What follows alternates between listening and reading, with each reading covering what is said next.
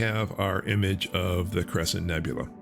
Let's say I wanted to create a mask that would isolate the nebula from the background. And let's say that I happen to do it poorly. I used the game script, and instead of creating a gradient, I created a binary mask with harsh edges.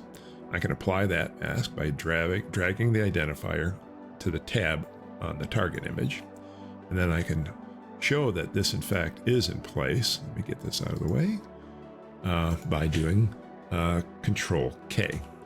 There we can see that the mask is in place. I can now bring up the Curves Transform tool, and I can do a live preview. With a live preview, I can start to adjust the neutral level, let's say, of that particular nebula.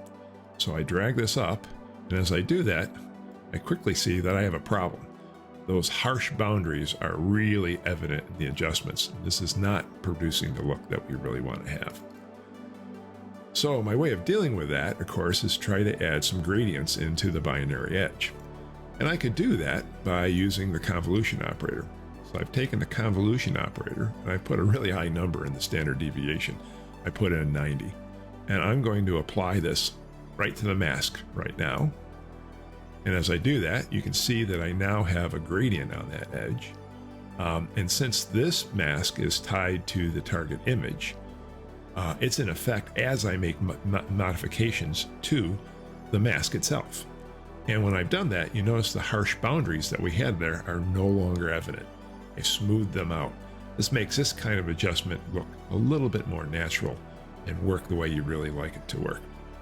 Here's a case where we can modify the mask on the fly and then watch in a live preview to see what its impact is. If I decided I wanted something more, I could always come back in and apply that again. Now I have an even softer gradient, which will make this even harder to see. So here's a simple way that you can modify the harsh edges on a particular mask to get the effect you want, and how you can watch it happening in real time with a live preview.